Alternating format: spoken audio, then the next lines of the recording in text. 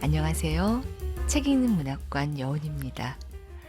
어디 문제 하나 없는 가정이 있을까요? 사람 자체가 불완전한 존재이기에 그들이 모여 사는 가정도 불완전한 것은 어찌 보면 당연한 것이 아닌가 싶습니다.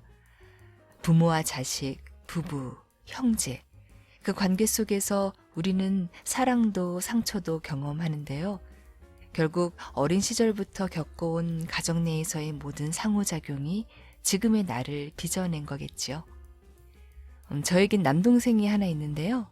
같은 집에서 태어나 같은 경험을 하고 자랐음에도 우리의 기억은 가끔 다를 때가 있습니다. 각자의 위치와 또 기질에 따라 반응도 해석도 달랐기 때문이 아닐까 싶은데요. 그래서 난 이런 생각을 가진 이런 어른이 되었어. 넌 그런 생각을 가진 그런 어른이 되었구나. 이러는 거죠. 같은 것을 봐도 나에겐 상처로 기억되었던 것이 동생에게는 긍정적 동력으로 작용하는 것이 있고 또 내겐 무덤덤했던 사건이 동생에겐 오랜 서운함으로 남는 것들이 있고요.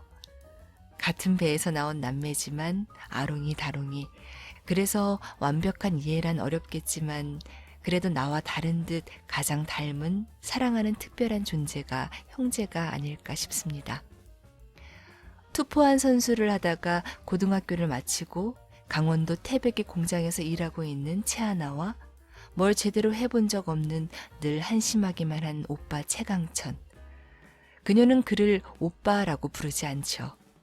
오빠 새끼라고 부릅니다. 어느 날 유튜브를 보는데 집 나간 오빠 새끼가 나오는데요. 베스트셀러 작가, 스타트업 대표, 교수를 가르치는 인기 강사, 이 사기꾼 3관왕 타이틀을 달고 최강 천재라는 이름으로 나타납니다. 하나는 사기꾼이 된 그를 구하기 위해 오빠 새끼 잡으러 서울로 가는데요. 과연 오빠는 무슨 일을 벌이고 있는 걸까요? 다른 듯 닮은 이 두 사람은 서로 이해하고 화해를 이룰 수 있을까요? 염기현 작가의 소설 오빠 새끼 잡으러 간다. 여운의 목소리로 잠시 만나보시죠. 구독과 좋아요 알림 설정으로 함께 해주세요.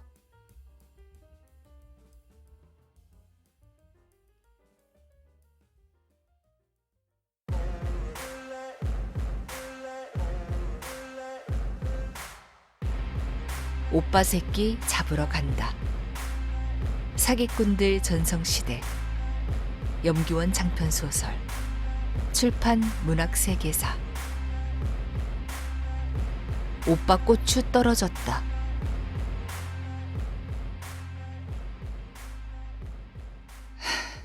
오빠 새끼 잡으러 간다. 미주에게 문자를 보냈다. 평소라면 한참 지나야 답장이 오겠지만 이번에는 다를 것이다. 꼬불꼬불 비탈길을 내려온 버스가 평지를 만나면서 본격적으로 속도를 내기 시작했다. 실내는 조용했다. 휴대폰으로 게임을 하거나 문자를 주고받는 사람들을 빼면 대개 팔짱을 낀 채 눈을 감고 있었다. 도로는 늘 그렇듯 한산했고 드문드문 희미한 가로등이 보일 뿐이었다. 외부인의 시선으로는 을씨년스러울 것이다. 창밖 풍경은 가로수와 컨테이너, 폐가 몇 채 정도가 전부다. 어쩌다 공장 불빛이 보이는 정도인데 태백 아니랄까봐 모두 산자락에 있다. 얇은 철판이 버스 밖과 안을 구분하여 실내는 제법 안온한 느낌이 들지만 차가 달리는 곳은 사실 건장한 성인 남성도 혼자 걷기에는 무서운 길이다. 10대 시절에 나는 새벽마다 이런 길을 달렸다. 그것도 다 오빠 새끼 때문이었다. 끼익 날카로운 소리를 내며 버스가 급정거했다. 쿵 하며 휴대폰이 바닥에 떨어지는 소리가 들렸고 몇몇은 짧은 비명을 질렀다. 야, 저 미친 새끼가 이제. 기사 아저씨가 걸쭉하게 욕지거리를 뱉었다. 승객 대부분은 무심한 표정이었지만 몇은 긴장한 표정으로 앞 유리 쪽을 기웃거렸다. 초보티를 내는 것이다. 내 짬밥 정도가 되면 도로 위에서 무슨 일이 벌어진 건지 안 봐도 훤히 알 수 있다. 미친 고라니 새끼가 뛰어든 것이다. 전조등 때문에 눈이 부시면 잠깐 감고 있으면 될 것을 빤히 쳐다보고 있다가 눈에 뵈는 게 없을 정도까지 되고 나서야 갑자기 이리 뛰고 저리 뛰다 차로 달려들기 일수인 멍청한 놈들이다. 그러니 세계적으로 멸종 위기 중인데 유독 한국에서는 너무 많아 처치곤란이다. 군대 다녀온 남자들은 고라니라면 학을 뗀단다. 로드킬 당한 고라니를 보는 게 익숙한 산골 사람들도 마찬가지다.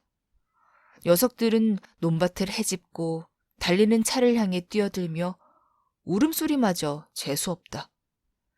여기가 태백이 아니라 텍사스였다면 죄다 총 맞아 죽었을 것이다.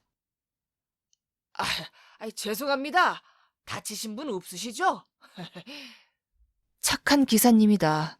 자기가 가장 놀랐을 거면서 승객 걱정이 먼저라니. 칙 앞문을 열고 나간 그가 버스를 둘러보고는 다시 운전석에 앉아 시동을 걸었다. 다시 정적이 맴돌 무렵 휴대폰이 진동했다. 왜? 무슨 일인데? 미주에게서 온 답장이었다. 예상대로 빠른 반응이었다. 파블로프의 개가 종소리만 들으면 침을 질질 흘리듯 얘는 우리 오빠 얘기에 척수 반사를 일으킨다. 이 꼴통이 생각하는 오빠와 내가 아는 그놈의 실체 사이에는 커다란 괴리가 있다. 내게 오빠 새끼는 퇴근길 도로 위에 난데없이 나타나 지랄 발광하는 고라니 같은 존재다. 오빠라는 놈은 내 인생에 한 번도 도움이 된 적이 없다. 매번 내가 원치 않는 시점에 예측할 수 없는 방식으로 회방을 놓곤 한다. 왜 하필 오늘이란 말인가? 지난주 목요일에 출근해 엿새 동안 연장으로 일했으니 이제 이틀 동안 편하게 쉬는 것만 남았는데. 언니 이모들과 저녁을 먹을 때까지만 해도 내 인생에는 아무런 문제가 없었다. 엿새 만에 집에 갈 시간이 코앞으로 다가오자 세상 모든 게 아름다웠다. 식당 아주머니 얼굴도 예뻐 보였다. 양배추 쌈에 오리불고기, 칼칼한 김칫국, 후식으로 나온 수정과까지 훌륭한 메뉴였다. 대한민국에 있는 공장 구내식당 중 아마 최고일 것이다. 문제가 발생한 건 양치를 미루고 흡연장에 갔을 때였다. 말이 흡연장이지 환기도 안 되는 곳이라 안에 들어가 담배를 피우는 사람은 거의 없고 다들 주변에서 연기를 내뿜는다. 오후에 미주에게 받은 메시지가 생각나 휴대폰을 만지작거렸다. 요즘 유행이라는 코미디 동영상이었다. 그런 쓸데없는 것 좀 보내지 말라고 그렇게 얘기를 했는데도.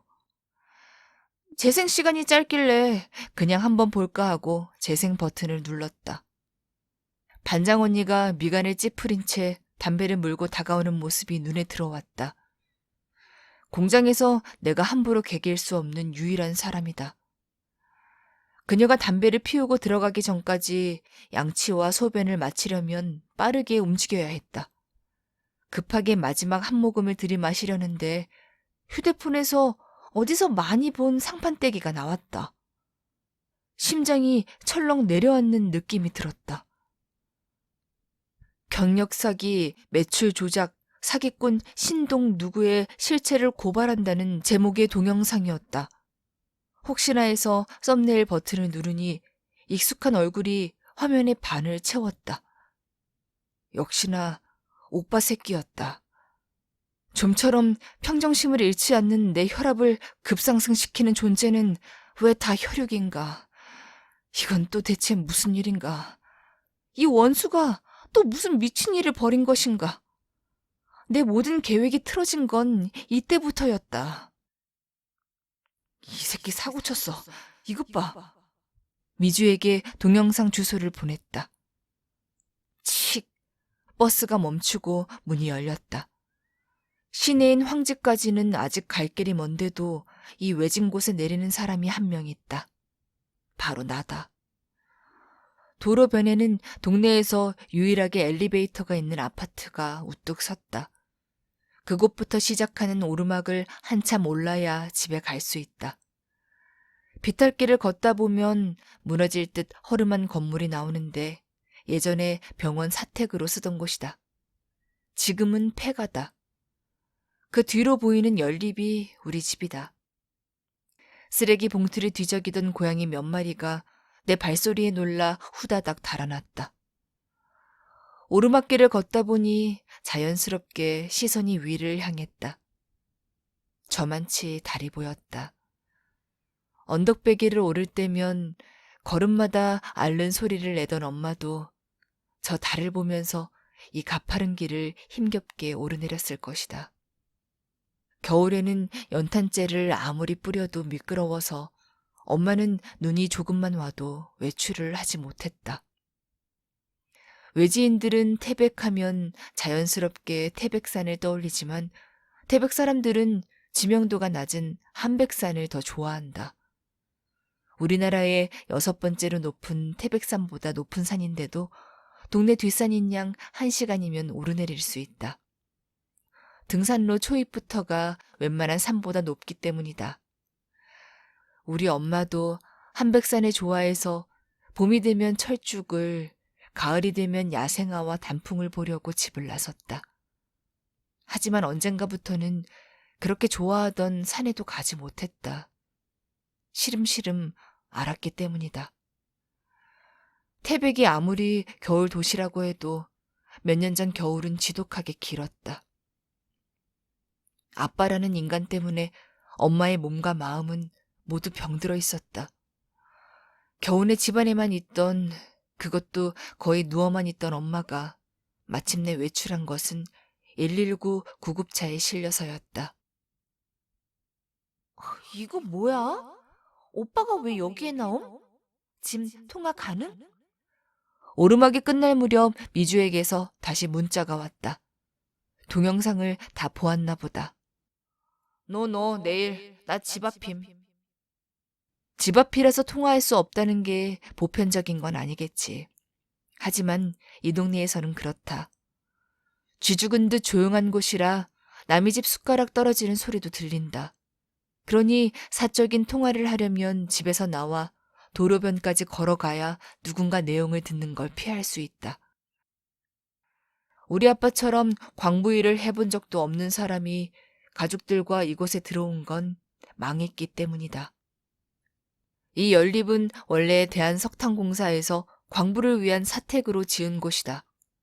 탄광이 문을 닫으며 원주민은 대부분 다른 곳으로 떠났고 환경이 변하는 걸 싫어하는 노인들이 주로 남았다.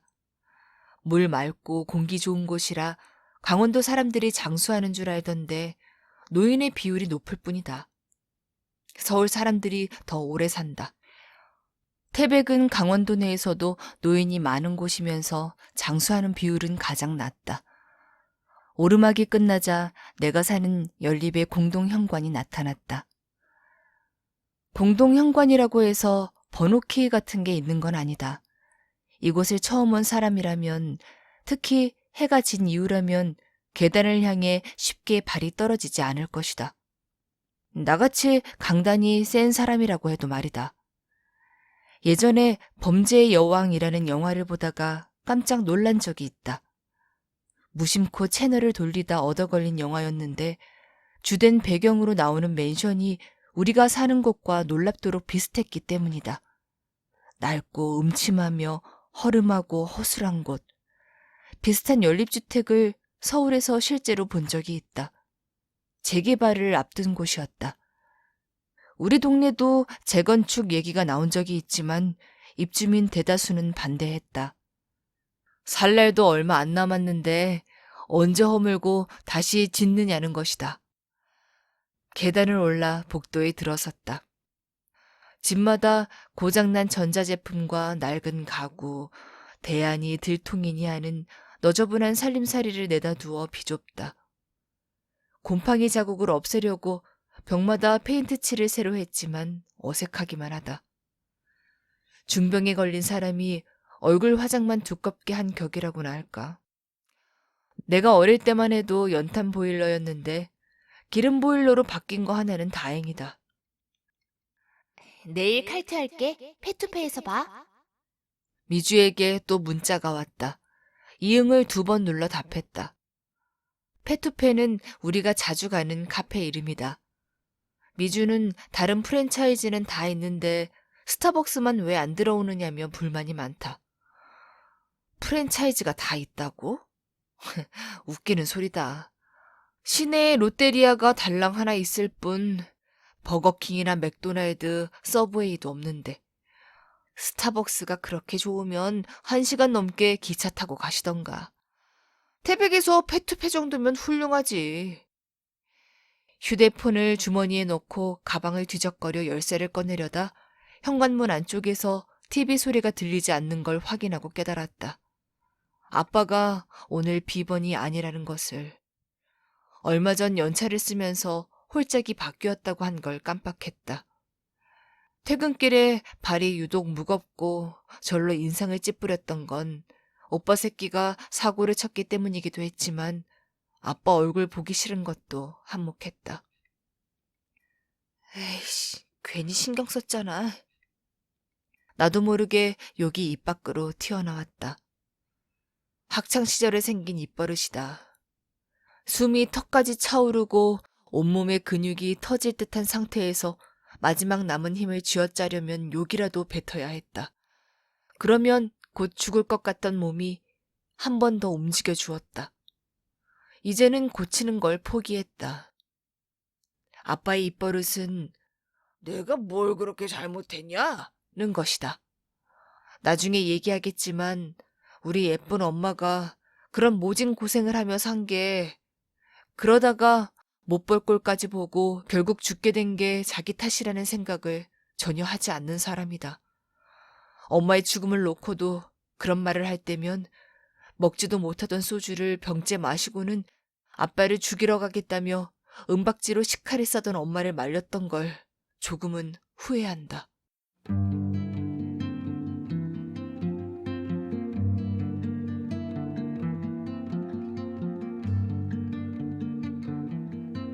현관문을 열었다. 녹이 쓸어 뻑뻑했다. 그렇게 잔소리를 했는데도 잘 때 입었던 옷을 바닥에 그대로 벗어둔 채 이불도 개지 않고 나간 아빠를 신경 쓸 때가 아니다. 지금은 오빠 새끼에 집중할 때다. 남매로 태어났다는 것, 내가 여동생이라는 것 자체가 문제다. 게다가 우리 오빠 새끼 같은 놈의 여동생이라는 건 최악이다. 신이 있다면 신의 실수고 전생이 있다면 내가 전생엔 나라를 팔아먹었기 때문일 것이다. 내가 누나고 그놈이 남동생이었으면 두드려 패서라도 사람을 만들어 놓았을 텐데. 책상 위에 가방을 던져놓고 컴퓨터를 켰다. 오빠 새끼가 게임한다고 샀던 건데 지금은 내가 쓴다. 훌렁훌렁 옷을 벗은 뒤 속옷 차림으로 의자에 앉아 인터넷에 들어갔다. 오빠가 나온 동영상을 제대로 보기 위해서였다. 동영상 몇 개를 연달아 보니 한숨이 나왔다. 미친 새끼. 자기 입으로 자기가 천재란다. 어이가 없다. 나를 놀리는 분야만큼은 분명히 천재 기질이 있긴 했지만 어린 시절 나와 오빠는 여느 남매처럼 같이 씻는 경우가 많았다. 어릴 때 살던 빌라에는 원래는 흰색이었을 때에 찌들어 누렇게 변한 욕조가 있었다. 거기에 물을 받아 누가 더 오래 잠수하는지 겨루고 물을 입에 머금어 서로의 얼굴에 뱉는 장난도 하곤 했다. 그러다가 이제 그만 놀고 때밀자는 엄마에게도 함께 물을 뿌리다가 등짝을 맞기 일쑤였다. 여름방학이라 오빠가 학교에 가지 않아 종일 같이 놀던 때였다. 나를 먼저 씻긴 엄마가 장을 보러 나갔고 욕실에서 오빠 혼자 씻고 있었다. 나는 거실 TV에서 나오던 만화 영화에 정신이 팔려 있었다. 요란하던 샤워기 소리가 멈췄다. 곧 오빠가 나올 것이고 그러면 자기 보고 싶은 채널로 바꿀 게 분명하니 더욱 집중해서 봤다. 엄마가 없으면 오빠는 둘도 없는 독재자 노릇을 했다. 욕실에서 나온 녀석은 평소대로 빨가벗은 채였는데 평소와 달리 다스베이더 등장음악을 흥얼거리지 않은 게 불안했다. 제대로 걷지도 못하고 어기적거리며 다가오더니 울먹이며 도움을 요청했다. 하나야, 고추 떨어졌다. 오빠, 고추 떨어졌다. 뭐? 꼬치가? 오빠 고추 좀 찾아줘라. 어디 갔지? 오빠 오줌 못 넣어서 죽으면 어떡해. 아이. 정말이었다. 녀석의 다리 사이에 있어야 할 포경을 하지 않아 번데기처럼 쭈글쭈글하면서 말랑말랑하기도 하고 여름에는 살짝 늘어졌다가 겨울에는 쪼그라드는 만지면 생각보다 보드랍고 따뜻했던 그것이 왜 나는 저게 없느냐고 울면서 엄마에게 따지기도 했던 그 물건이 정말로 없어졌다. 없다. 오빠 꽃이 없다. 태어나서 처음 놀이공원에 갔던 5살 무렵의 기억은 사진을 봐도 흐릿하지만 오빠의 고추가 없어졌던 그때만큼은 생생하다. 고추가 떨어졌으니 이제 오빠가 죽게 될지 모른다는 생각에 갑자기 눈물이 펑펑 쏟아졌다. 나는 거의 실성한 사람처럼 무슨 잃어버린 집문서라도 찾듯 간절하게 오빠의 고추를 찾기 위해 욕실 구석구석을 뒤졌다. 그리고 잠시 뒤 욕실 문에 나타난 오빠 새끼가 당당하게 고추를 내밀며 소리쳤다. 내 고추 여기 있지롱. 속았지? 그 미친놈이 고추를 잡아당겨 다리 사이에 끼워놓고 그러니까 똥꼬 쪽으로 숨겨놓고선 내게 장난을 친 것이었다.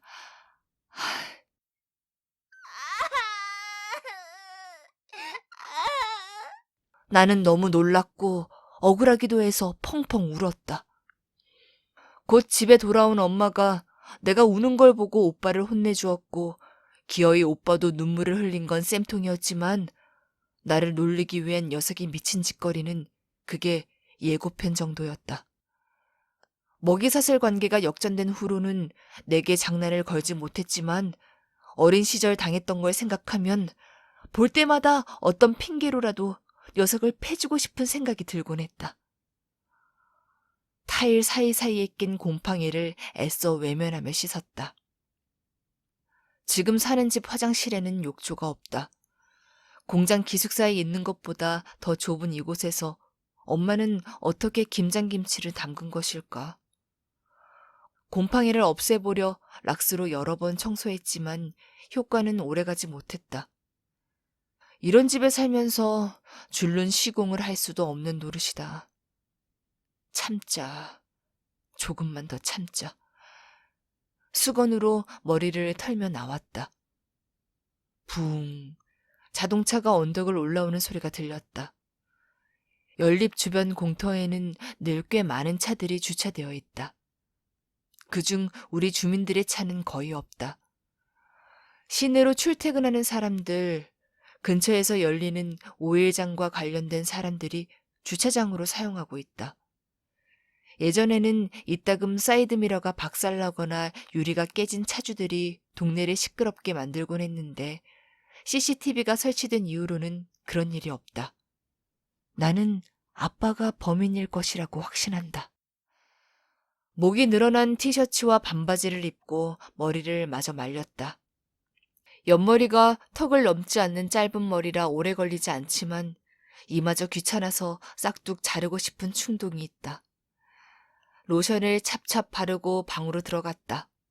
방으로 들어갔다는 말이 맞는지 모르겠다. 우리 집은 직사각형 모양인데 부엌 겸 거실이 있고 중문 안에 방 하나가 있다. 요즘에는 이런 구조를 투룸이라고 부른다. 내 가족이 살기에는 비좁았다. 어릴 때는 중문을 열어놓고 살다가 내가 사춘기가 되면서는 안쪽 방을 여자방으로 썼다. 외출하고 돌아오면 하는 일도 없이 술만 먹던 아빠. 밤마다 화장실에서 자유행위를 하던 오빠를 지나쳐 방으로 들어가야 했는데 그 동선이 참 싫었다. 엄마가 죽은 뒤부터는 나 혼자 안쪽 방을 쓴다. 집에 들어오기 전 복도에서 진동하던 청국장 냄새가 방에서도 났다. 환기하기 위해 창문을 열었다. 겨울이 아닌 게 다행이다. 이 집의 수많은 단점 중 가장 큰 것은 겨울이면 창문이 얼어붙기 일쑤라 환기하려면 현관문을 열어두어야 한다는 것이다. 똥눌 때마다 화장실에서 담배를 피워대는 아빠와 살려면 환기는 필수다.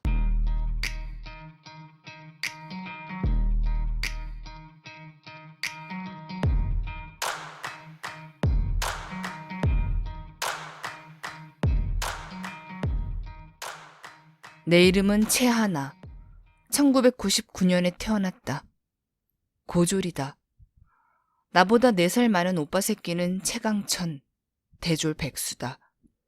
유튜브에서는 최강천재라는 이름을 쓰고 있다.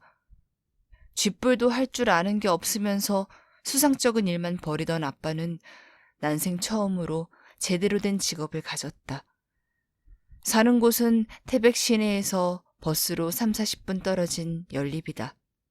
이상 소개 끝. 오빠의 동영상을 보다 자정이 한참 넘어서 잠들었는데도 일찍 눈을 떴다. 아빠가 오기 전에 나가고 싶었다.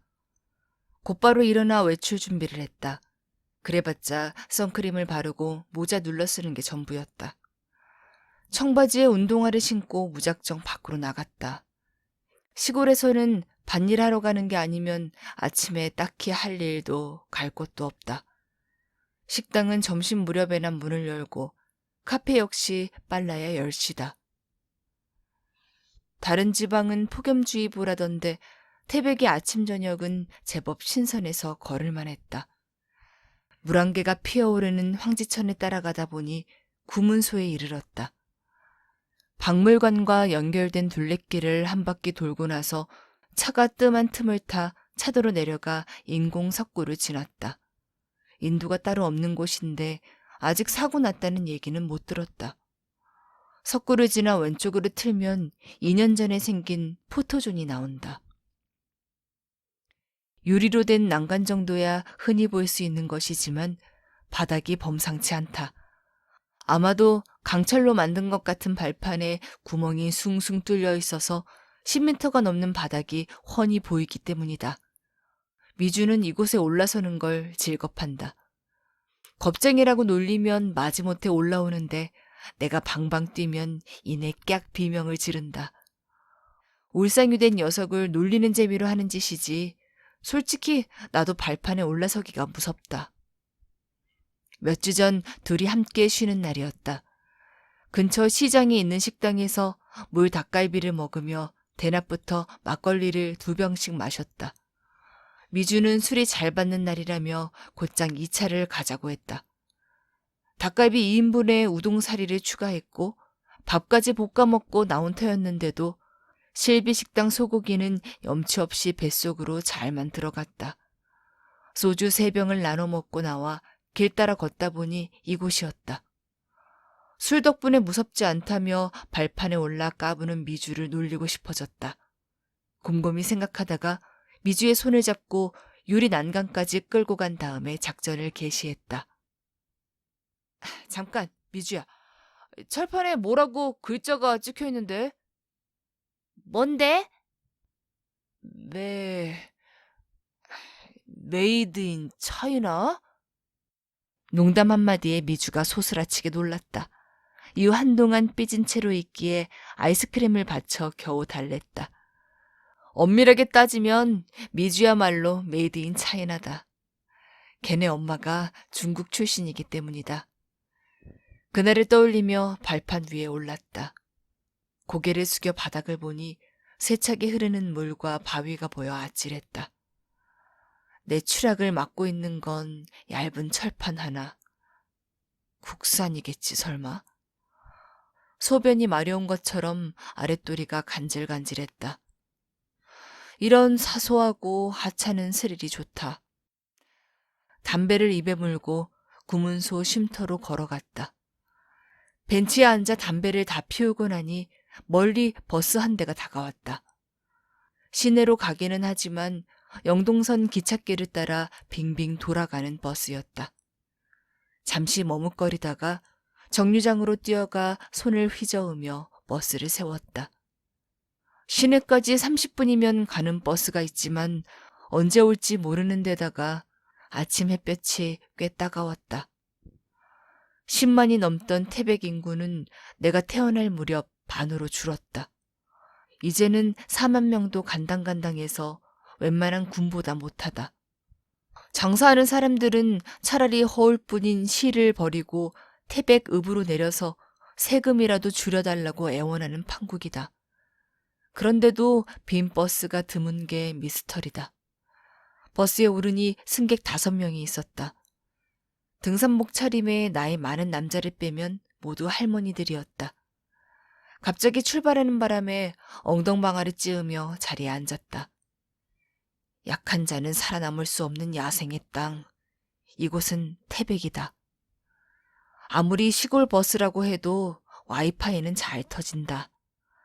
무선 이어폰을 귀에 꽂은 뒤 간반에 보다 말았던 오빠 새끼의 동영상을 마저 보기 시작했다. 어디서 따로 말하는 법을 배웠는지 또박또박한 발음으로 요사스럽게 혀를 굴리는데 이거 참 듣기가 거북했다. 거기에 다른 사람은 몰라도 내 눈에는 확연히 들어오는 저 찌질하면서 교만이 묻어나는 표정이라니. SNS에서 유명인과 소통하는 것으로 만족을 얻는 사람들도 있습니다. 아니, 상대는 당신이 누군지 모른다고요. 그런 것에 과도하게 몰입하는 성격일수록 사기를 당하기도 쉽습니다. 손바닥을 편 두 손을 앞으로 내미는 모습이 영 부자연스러웠다. 그리고 말은 바로 해야지. 인스타에서 여자 아이돌이 좋아요 한번 눌러줬다고 동네방네 자랑하고 다닌 게 누구인데 이런 소리를 하시나. 양심도 없지. 오빠 새끼가 집을 나간 지 이제 1년 반. 대체 어디에서 누구를 만나고 살았기에 이렇게 얼굴까지 팔며 사기를 치고 다니는 지경에 이르렀을까. 다양한 분야에 도전하는 건 저도 응원합니다. 하지만 목적이 오직 돈이라면 우리는 냉정해져야 합니다. 돈이 있는 곳에 사람이 모이죠. 그 중에는 몰려든 사람 주머니에 있는 돈을 노리는 피라냐들이 분명히 있습니다. 명심하세요. 쉽게 돈 버는 방법을 얘기하는 사람은 100% 사기꾼입니다. 예외가 없어요. 잠옷 진지한 얼굴이었다. 그래서 더욱 어처구니가 없었다. 그 입에서 돈 버는 방법에 관한 얘기가 나오다니. 평생 돈 벌어본 적이라고는 알바 조그만 게 전부인 주제에 그나마 알바를 한 경력을 다 합쳐도 2년이 채 안 될 것이다.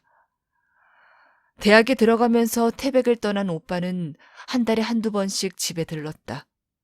그 무렵 나는 엄마와 단둘이 살고 있었다.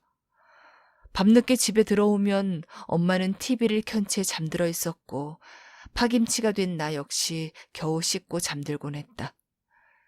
그랬던 집에 모처럼 오빠가 오면 뭔가 가득 찬 느낌이 들었다. 내내 절인 배추 같던 엄마도 잠시나마 생기를 되찾았다. 그래서 오빠가 오는 날을 기다렸던 게 사실이다. 엄마는 오빠가 집 걱정하지 말고 자신의 인생을 살기를 바랐다. 하지만 오빠는 엄마의 기대에 한 번도 부응한 적이 없었다. 군대 가기 전까지 치킨집, 횟집, 고깃집에서 알바를 했다. 얼마 되지도 않는 월급을 받은 날이면 위세당당한 표정으로 소주 냄새를 풀풀 풍기며 들어왔다. 한 손에는 치킨이, 한 손에는 맥주가 든 봉투를 든 채. 배 터지게 저녁을 먹고 왔다는 오빠에게 엄마는 기어코 닭다리 2개를 모두 쥐어주고는 했다. 입이 짧은 엄마는 뼈 많은 부위 몇 조각만 먹으면 끝이라 나머지는 전부 내 차지였지만 다리를 못 먹는 게 늘 서운했다. 오빠 혼자 맥주를 마셨는데 취해서 잠들 때까지 멈추지 않고 들이켰다. 술 취한 아빠와 오빠를 대할 때 엄마의 태도는 확연히 달랐다. 오빠가 어떤 헛소리를 해도 엄마는 다 받아주었다. 오빠의 술버릇은 조금만 기다려달라며 엄마를 끌어안고 우는 것과 더 강해져야 한다느니 세상이 바뀌고 있다느니 하며 내게 잔소리를 하는 것이었다. 듣기 싫어 쥐어패고 싶어도 엄마 때문에 참을 수밖에 없었다. 엄마가 애써 숨기는 바람에 나중에서야 알게 됐다. 우리 집이 기초생활보장 수급자에서 탈락하며 수렁에 빠진 게 오빠가 받은 그 알량한 알바비 때문이었다는 것을. 그 틈을 타서 아빠가 은근슬쩍 다시 집에 들어왔다. 다 오빠 새끼 때문이다. 자기가 잘못해놓고 집을 휙 나가버렸던 아빠가 그랬듯 어느 날 오빠는 집을 떠났다. 처음에는 드문드문 안부 전화도 하더니 1년 반 동안 연락조차 딱 끊어버렸다. 그러다 벼랑간 뭐? 베스트셀러 작가의 스타트업 대표, 교수를 가르치는 인기 강사? 이 사기꾼 삼관왕 타이틀을 달고 최강 천재라는 이름으로 나타나다니. 아니, 나타난 것도 아니다. 내가 발견한 거지. 어제 저녁에 우연히. 버스가 장터 앞 정류장에 멈췄다. 군복을 입은 남자가 올라탔다. 근처에 있는 예비군 훈련장에서 근무하는 사람일 것이다. 바퀴가 있는 쪽 의자에 앉은 그의 뒷모습을 보니 엄마 장례식이 떠올랐다. 군복 차림으로 빈소에 나타난 오빠는 세상 서럽게 울었다. 조금만 더 기다려주지 왜 일찍 가셨느냐며 꺽꺽거리다가 말도 못할 지경이 되었다. 내 팔자야말로 기고했음에도 그때는 오빠가 딱하게 느껴졌다. 하나야, 이제 오빠가 달라질게. 장례를 마치고 이틀 더 있다가 부대에 복귀하기 전 오빠가 진지한 표정으로 말했다. 솔직히 별 기대를 하지는 않았다. 20년이 넘도록 함께 지냈으니 오빠의 모든 것을 훤히 알았기 때문이다. 그런데 정말로 그날 이후 오빠는 다른 사람이 되었다. 내 마음에 드는 모습은 아니었다.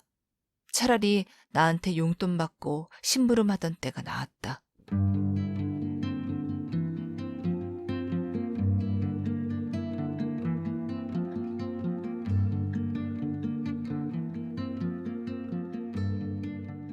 시내에 들어서자 길거리에 사람이 많이 보였다. 요즘에는 아침부터 강아지와 함께 산책 다니는 여자들이 자주 눈에 띈다. 전날 마신 술 때문에 눈이 퀭한 남자들이 비틀거리며 장칼국수나 해장국집을 찾는 모습도 보였다. 그리고 우리 아빠와 비슷한 사람이 보였다. 잠깐만, 다시 보니 비슷한 게 아니라 우리 아빠가 맞는 것 같았다. 왜 이 시간에 대로변에? 삐 하차벨을 눌렀지만 버스는 한참 더 가서야 멈췄다. 이럴 때 필요한 건 스피드다. 대체 내가 왜 아빠의 뒤를 쫓을 생각을 했는지는 모르겠다. 아마도 그 인간에 대한 철저한 의심 때문이었으리라. 10여 년 전까지 아빠는 장터에 있는 식당에 식자재를 공급하는 업체에서 조수로 일했다. 돈을 많이 벌지는 못했지만 그걸로 내 식구가 꾸역꾸역 먹고 살았다. 그러다가 갑자기 친구와 사업을 한다며 일을 벌였고 엄마의 직감대로 뒤통수를 맞았다. 이후로는 밤낮으로 술만 퍼마셨다. 그때부터 가족의 생계를 책임진 것은 엄마였다. 식당에서 일하기 시작하더니 용감하게 경매에도 손을 댔다. 오래된 연립 하나를 시작으로 아파트 여러 채를 낙찰받았다. 낡은 집들이었지만 엄마는 워낙 셈이 밝고 부지런했다. 싸게 사서 깔끔하게 꾸민 뒤 다시 파는 걸 반복하다 보니 제법 쏠쏠해서 식당 일도 그만두었다. 덕분에 오빠와 내가 부족함 없이 학교에 다닐 수 있었다. 가끔 엄마를 따라 도배하러 가는 것도 재미있는 일이었다. 어릴 때야 우리 엄마가 되게 나이 많은 아주머니고 곧 할머니가 되는 줄 알았다. 이제와 생각해보면 30대의 젊은 나이였다. 집에만 있는 것보다 밖에 나가서 일하는 게 엄마 체질에 맞았던 것 같다. 아빠 혼자 돈을 벌 때에는 취미랄 것도 없던 엄마가 주말마다 산에 올랐고 디지털 카메라를 사서 사진도 찍기 시작했다. 방 2개짜리 빌라에 살다가 내 방이 따로 있는 단독주택으로 이사한 날은 내 생애 가장 행복한 순간이었다. 그곳에서 중학 시절을 보냈다. 고등학교에 입학한 날에는 태백에 한방눈이 내렸다. 하얀 눈이 소복이 쌓인 마당에서 내 식구가 기념사진을 찍었다. 그리고 그 사진이 우리 식구 4명이 함께 찍은 마지막 사진이 되었다.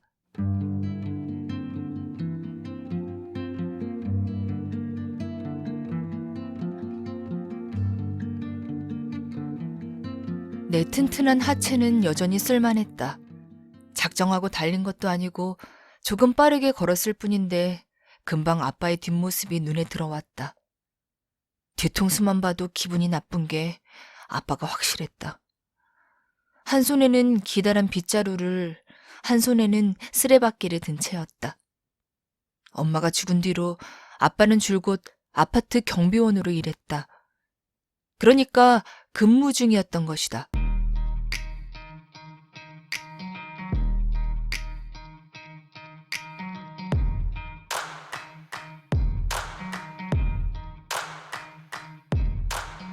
(21세기) 허생.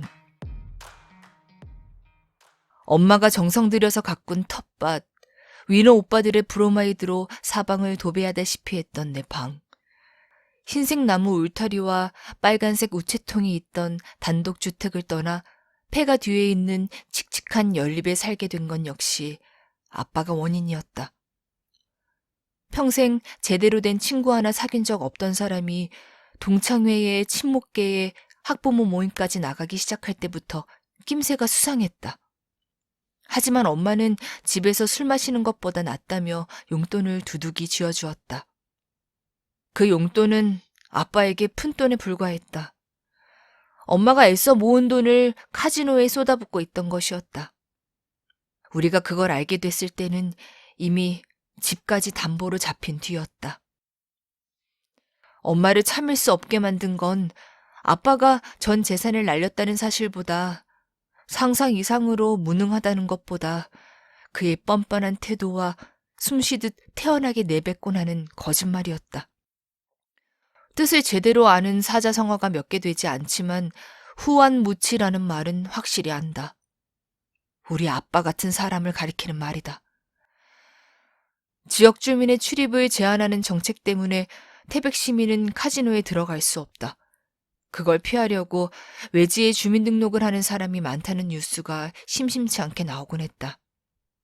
함께 저녁을 먹으며 TV 뉴스를 보던 엄마가 아빠에게 분명히 물었다. 당신도 혹시 저런 데 들락거리고 그러느냐고. 아빠는 사람을 몰아보고 그러느냐며 버럭버럭 화를 냈다. 나도 또렷하게 기억한다.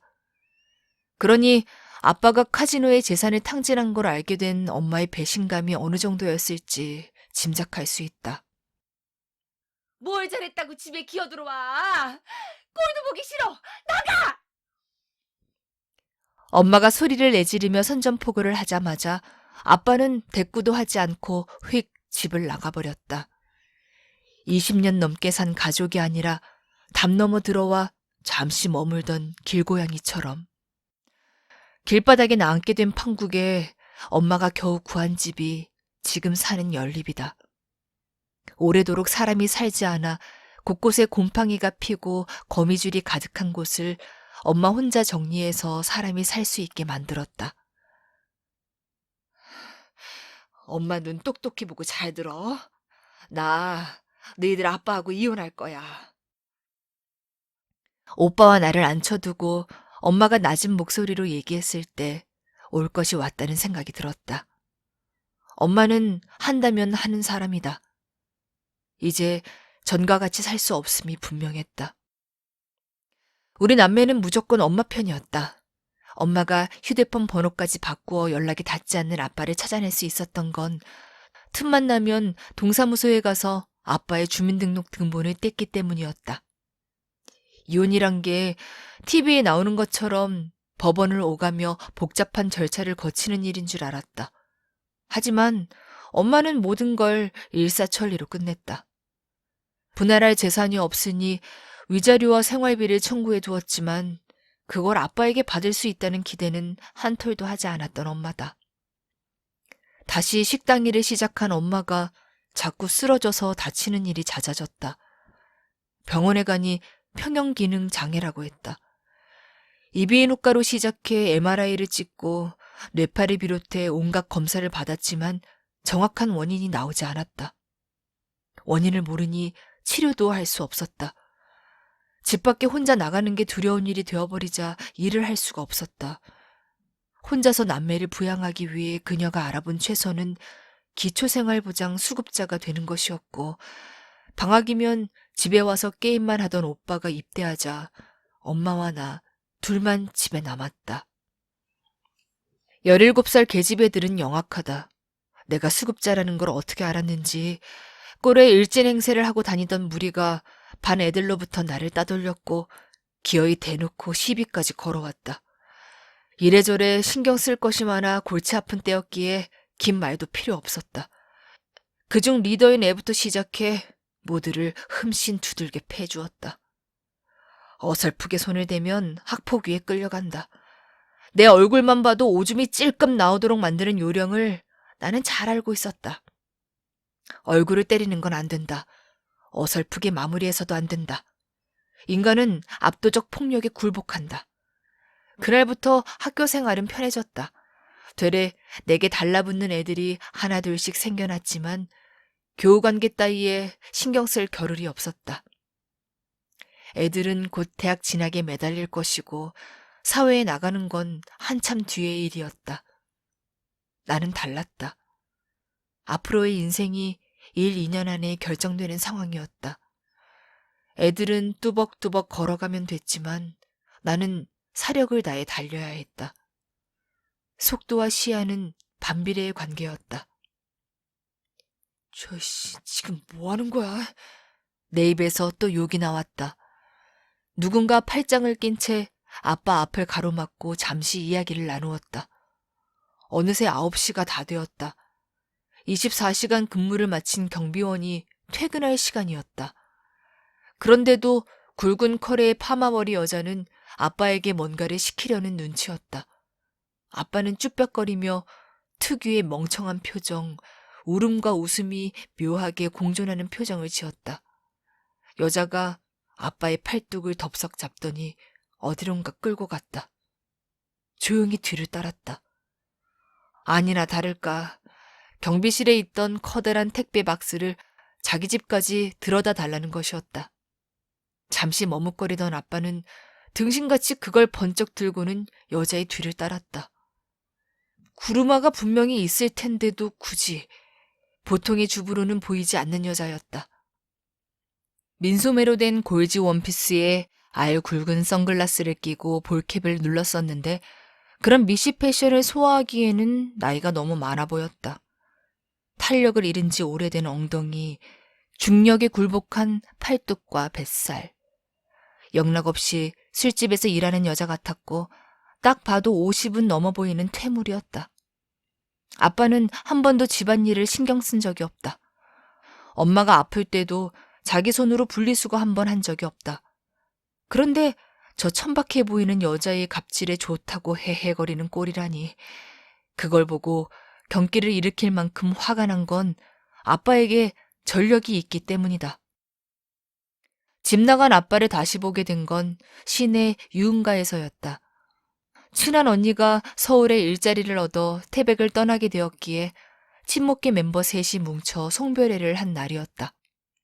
날이 새도록 술을 마신 뒤 24시간 하는 순댓국밥집에서 해장술까지 마시고 헤어졌다. 비틀거리던 둘을 택시에 태워보낸 뒤 캔커피를 하나 사서 편의점 야외 테이블에 앉아 첫 차를 기다리고 있을 때였다. 밤새 영업을 마친 유흥주점들이 셔터를 내리고 있었다. 담배를 피우며 새벽부터 운동하러 나온 노인들을 구경하고 있었는데 건너편 골목에 어디서 많이 본 뒤통수가 보였다. 순간 술이 확 깨는 느낌이 들었다. 눈을 비비고 다시 보니 노래방 셔터를 내리는 남자가 우리 아빠와 비슷해 보였다. 이윽고 검정 세단 운전석에 앉은 그 남자는 조수석에 있던 굵은 파마머리 여자와 담배를 한 모금씩 나눠 피우다가 부웅 소리를 내며 사라졌다. 집에 들어가 그 얘기를 했더니 엄마는 정색을 하며 위치가 어디냐고 따져 물었다. 온종일 방에서 끙끙 앓던 엄마가 술을 마시더니 아빠를 식칼로 죽이고 자기도 죽겠다고 했던 게 바로 그날 밤이었다. 알고 보니 아빠는 노래방을 하던 과부의 기둥 서방이 되어 있었고 엄마도 대충의 소문은 들은 터였다. 내가 뜯어말리자 힘을 이기지 못한 엄마는 기어이 쓰러졌다. 다음 날 도무지 일어나지 못하는 엄마를 데리고 병원에 갔다. 혈압이 250을 넘었다. 태어난 뒤에도 계속 병원에 다녀야 했고 혈압약, 수면제, 항우울제를 포함해 수많은 약을 먹어야 하루를 버틸 수 있었다.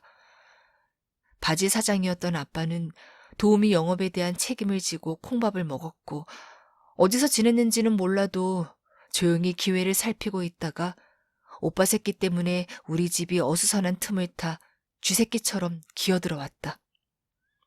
자신의 운명을 예감했던지 엄마는 내 결혼식 때 손잡고 들어올 사람이 필요하다며 그 인간을 받아주었다. 가끔 엄마는 오빠한테 비밀로 하는 조건으로 아빠의 과거 행적을 들려주었다. 내게 털어놓으면 가슴에 맺힌 게 조금 풀린다고도 했다. 엄마가 들려준 얘기를 생각하면 아빠는 정말 태어나지 말았어야 하는 인간이다. 엄마에게 가장 한이 됐던 건 눈을 빤히 바라보면서도 거짓말을 하는 것이었다. 천성이 악한 건지 지능이 낮아서 그런 건지 사람이 어떻게 입만 열면 거짓말을 할 수 있을까? 그게 뭐 대단하게 숨길 내용인 것도 아니다. 예를 들면 양치했느냐는 일상적인 질문조차 거짓으로 답하기 일쑤였다. 황지천이 오랜 세월 동안 그 두꺼운 구문소 암벽을 뚫고 동굴을 만들듯 그의 크고 작은 거짓말은 누구보다 강했던 엄마의 심장을 베고 찔러 끝내 병들게 했다. 엄마가 걸을 수 없는 지경이 되었는데도 진료 과목대로 약만 처방해 줄 뿐 의사들은 정확한 병명을 알지 못했다. 납득할 만한 병명을 알게 된 건 미준의 오빠가 소개해 준 의사 선생님 덕분이었다. 베트남 파병까지 다녀온 할아버지 의사였다. 엄마는 A4 용지에 빽빽하게 적어온 자신의 증상을 줄줄이 읊었다. 그걸 묵묵히 끝까지 들어준 의사는 그 할아버지가 처음이었다. 우리나라 사람한테만 있는 병이야. 화병. 이건 영어로도 화병이라고 불러. 그 말에 엄마의 눈에 눈물이 그렁그렁 고였다. 의사 선생님의 확신에 찬 말투에서 희망을 느꼈기 때문이었을 것이다.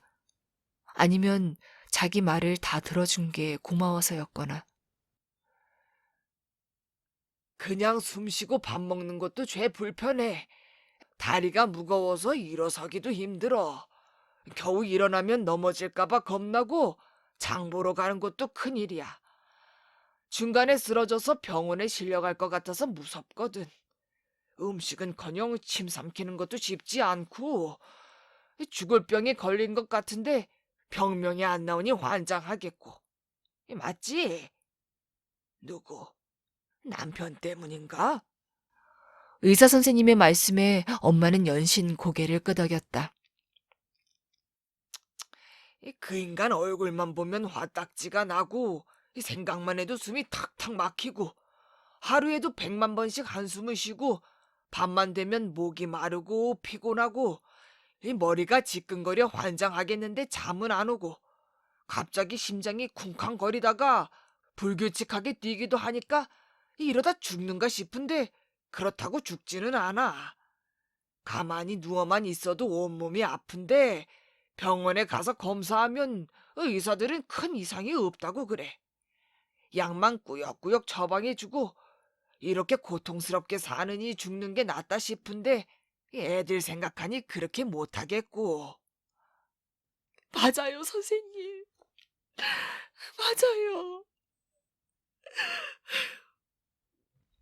엄마가 굵은 눈물을 흘리기 시작했다. 옆에 있던 내가 큰 충격을 받은 건 밖에서 엄마가 우는 걸 처음 봐서가 아니었다. 아프고 힘든 줄은 알았지만 우리 엄마가 죽음까지 생각했을 정도였다는 말에 놀라서였다. 90%의 미안함과 10%의 배신감이 내 가슴 속에서 소용돌이 쳤다. 그래, 울어. 울면 좀 나아지잖아. 이 맞지? 예. 애들 없을 때마다 펑펑 울어요. 그러면 숨이 좀 쉬어져요. 그래도 잘 버티고 있는 거야.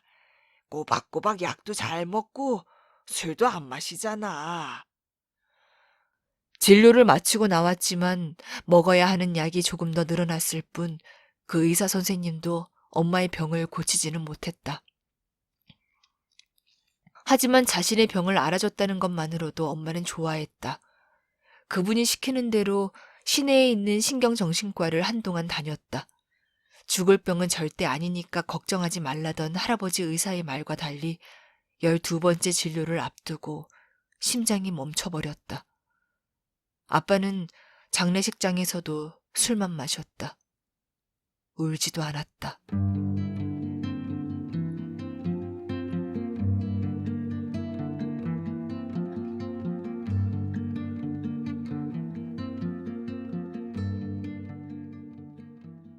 야, 왜 그렇게 화를 내고 그래? 자기야, 지금 분위기 파악이 안 돼? 니년이 지금 그 새끼 편을 들어? 내 말은 그러니까. 요즘 유튜브 시대잖아.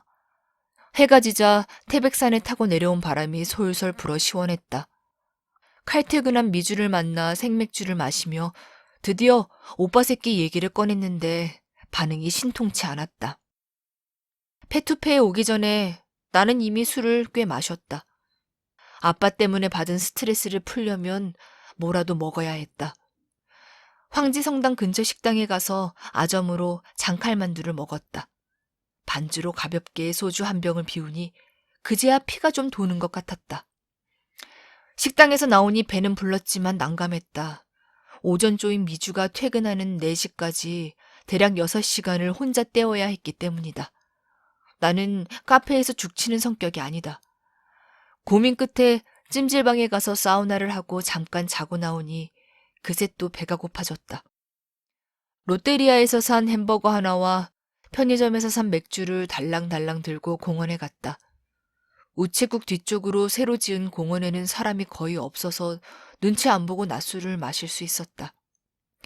수입 맥주 4캔을 다 마셨는데도 시간이 한참 남았다. 터덜터덜 걸어서 모텔촌 뒷골목에 있는 동동주 집에 갔다. 다른 곳보다 일찍 문을 여는 곳인데 보통 6시가 넘어야 손님들이 들어온다. 예상대로 가게는 텅 비었고 사장님 혼자 주방에서 졸고 계셨다. 동동주 한 주전자를 시켰다. 모처럼 찌그러진 잔으로 동동주를 마시니 기분이 좋았지만 개뿔 곧바로 잡쳐버리고 말았다. 5년을 작정했으나 겨우 3년. 이제 풍운을 품고 서울로 간다. 최강천. 벽을 새까맣게 채운 수많은 낙서 중에 하필 오빠 새끼가 쓴 오글거리는 글이 눈에 들어왔다. 미주를 볼 때까지는 오빠 생각을 하지 않으려고 했는데 가게 밖 공중전화 부스 앞에서 쭈그리고 앉아 담배를 피우고 들어왔다. 일 마치고 출발했다는 미주와 메시지를 주고받으며 술을 다 비웠다. 두부구이에 동동주 하나, 딱 10,000원이 나왔다. 한동안 길거리건 식당이건 술집이건 가리지 않고 황지 주변에 사람이 너무 많았다. 선거철이었기 때문이다. 몰락하는 곳일수록 선거철에 특히 시끄럽다. 페투페는 모처럼 조용했다. 나 역시 조용하고 우아한 대화를 나누고 싶었지만 미주의 반응이 내 언성을 높였다. 난 너네 오빠가 21세기 허생 같다고 생각했어. 허생? 그건 또 누구야? 허영생 아저씨는 아는데. 기억 안 나? 수업 시간에 배웠는데. 미주 말을 들어보니 허생은 조선시대 소설의 주인공이다. 찢어지게 가난한 집에서 글 공부만 하다가 아내가 바가지를 긁자 집에서 나가더니 시장을 독점하는 방식으로 부자가 됐단다. 내가 허생은 몰라도 오빠 새끼는 잘 아는데 사기에 걸린 거야. 난 모르겠어. 강천이 오빠 똑똑한 사람이잖아. 미친년, 똑똑한 사람은 니네 오빠 같은 사람한테 하는 말이지. 최강천은 황제 꼴통스 명예의 전당에 올려야 될 놈이야. 미주는 나와 함께 황지 꼴통스 모임을 만든 장본인이다. 전문대를 졸업하고 강원랜드에 붙어있는 호텔에서 일하고 있다. 호텔리어 경력을 쌓으라고 아버지가 꽂아준 자리다. 미주가 금수저인 건 분명하다. 걔네 아버지가 벌인 큰 사업만 해도 한두 개가 아니다. 태백은 물론 정선과 강릉 등지에 빌딩 여러 채를 지은 건물주이기도 하다. 그런 집 딸내미가 왜 우리 오빠를 왜 좋아하는지 모르겠다. 이 카페에 단점이 있으면 호출벨이 없다는 것이다. 가게 문을 열고 들어가 500cc 생맥주를 주문하고 다시 자리에 돌아오기를 수차례 반복했다. 안주도 벌써 5개째를 시켰다. 먹는 진도는 빨랐지만 미주와의 대화는 영 진도가 나가지 않았다. 야, 네가 오빠 새끼한테 카톡 좀 해봐. 내가? 에이, 그건 좀 그런데. 에이, 내놔봐. 미주의 휴대폰을 빼앗았다. 가느다란 팔뚝의 녀석은 무력으로 내 상대가 되지 못했고 우리는 서로의 휴대폰 잠금 패턴을 알고 있었다. 가뿐히 제압한 뒤 메시지 앱을 열었다. 오빠, 요즘 어떻게 지내요? 손발이 오글거렸지만 꾹 참고 메시지를 보냈다.